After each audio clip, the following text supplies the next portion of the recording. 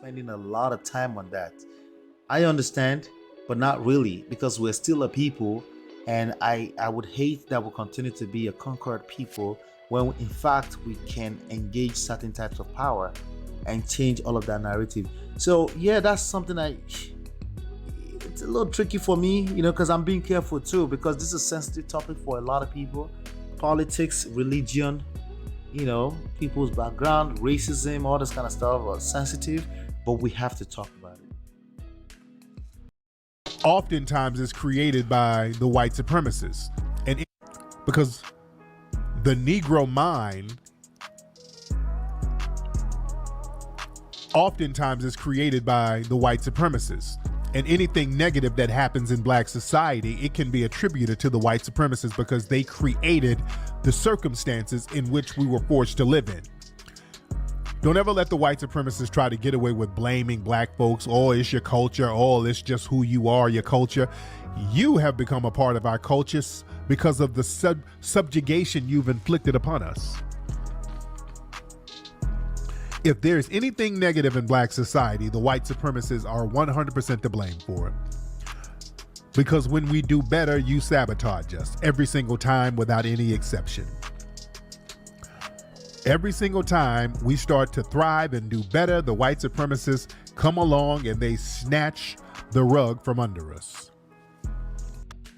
I don't know how to feel about this clip right here. This is TARIQ NASHEED talking about white supremacy and the state of the Negro's mind. Before I run my mouth, let's first of all see what does Negro mean in real life.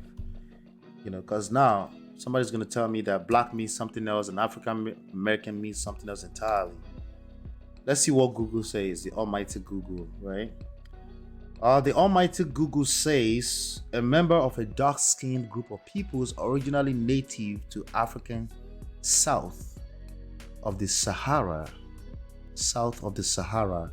So let's see what the Sahara is. Just to make sure we're on the same page here.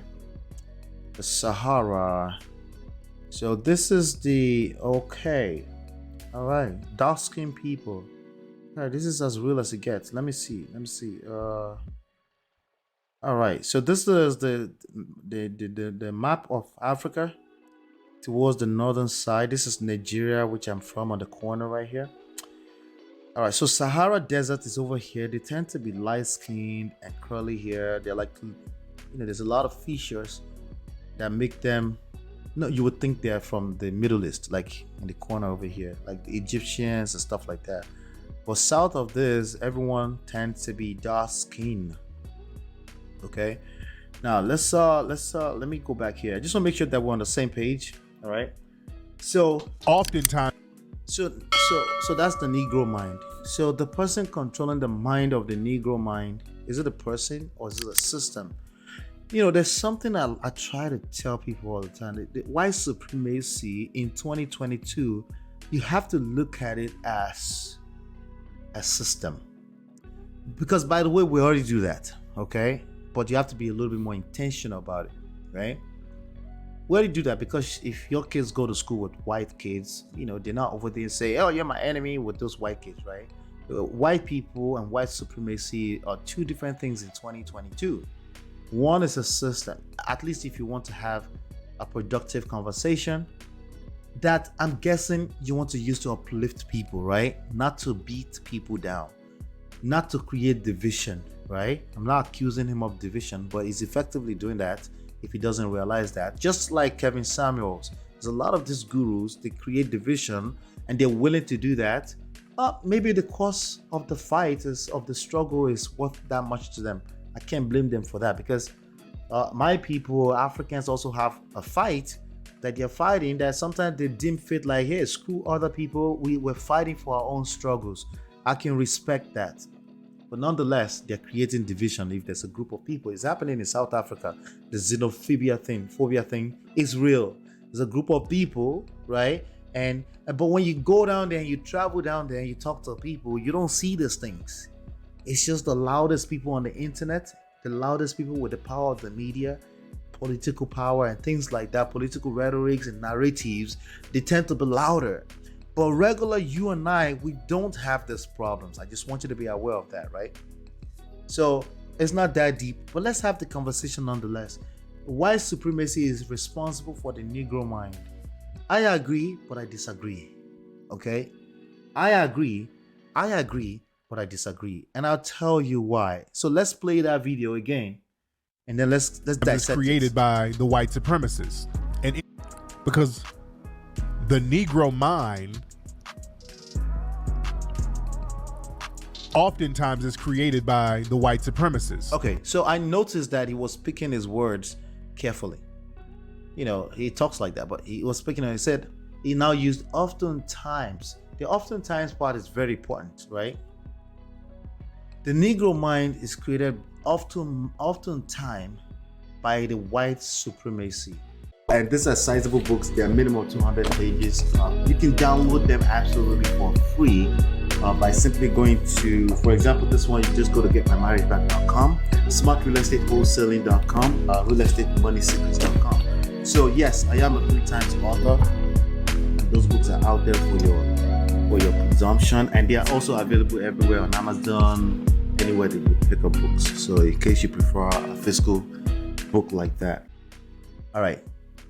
At a grand macro scale level, he may be correct. At the individual level, I will push back a little bit, okay? The experiences we have create what our mind is.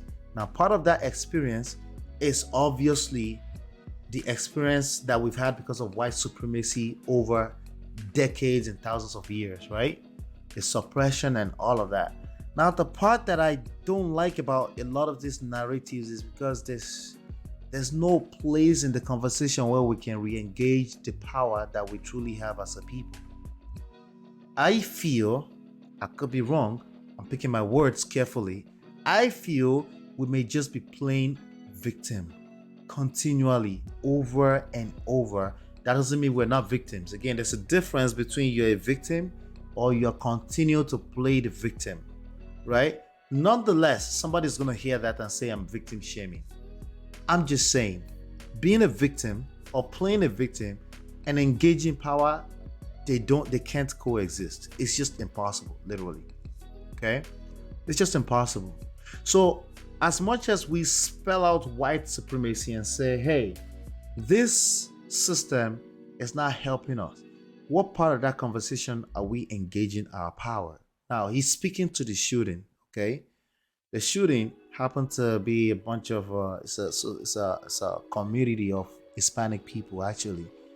That doesn't make it any less anything. I'm just saying, right? But a lot of people are talking out of their ass before they actually pay attention to the details of who Salvatore, I think his name is Salvatore. Let me find him here. Salvatore, yeah, I found him actually. Of who this guy is, the guy that shot up the whole place, right? These were the rifles. It was a loner who bought 2 assault rifles for his 18th year birthday. This is the reality of what we're doing. Loner. Now, for what I have seen, I don't care what you say, my personal opinion, what I have seen in the manosphere, after watching for like a whole year, there's a lot of these loners in the comment areas. I'm sorry. All right. Incels. There's nothing wrong about being an incel, but when we incite them with anger and hate, everything is wrong with that. All types of wrong can come out of that. And I'm telling y'all right now, we need to start paying attention to that. You have to start paying attention to that, okay? All right. Salvatore Ramos was identified as the gunman who stormed into with an assault rifle and tactical vest, barricaded himself, a loner, socially awkward kids, mental disease, mental health, a criminal nonetheless. I want to be clear on that. I just want to make sure I'm clear on that, right? So again, it's crazy what's going on out here. Everyone has a mic. People that have no intentions to change the community, they just want to build up a fan base. Everyone is yelling at the top of their lungs with a microphone. but they're effectively affecting other people's life, children's life, right? Indirectly and directly. We got to pay attention to the right conversation. I don't think like white supremacy is a part of this conversation, but in terms of inciting little kids, because the stuff that happened in Buffalo, New York was basically a racism incited situation as well, right? So, and anything negative that happens in black society, it can be attributed to the white supremacists because they created the. Watch his words carefully. He said it can be attributed. He didn't say it is attributed. He said it can be. Anytime people are using words like it can be, often at times and stuff like that, you need to not take their words as the absolute truth. It means you should pay attention. However, you should do your own research. Do your own research because again, they're very powerful words. You can see Donald Trump using them. You can see anybody that has ever climbed the stage to build a community. They use all of these words that builds a community out of just theory. White supremacy is not a theory, it's a reality. I'm just saying how we engage our power and get to the other side that we're trying to get to. It's gonna become more and more complex because I feel like we're not helping ourselves. We're not talking about how we can engage our power. We're talking more so about how we're victims. We're spending a lot of time on that. I understand, but not really, because we're still a people, and I would hate that we continue to be a conquered people when in fact we can engage certain types of power and change all of that narrative. So yeah, that's something it's a little tricky for me, because I'm being careful too, because this is a sensitive topic for a lot of people. Politics, religion, people's background, racism, all this kind of stuff are sensitive, but we have to talk about it.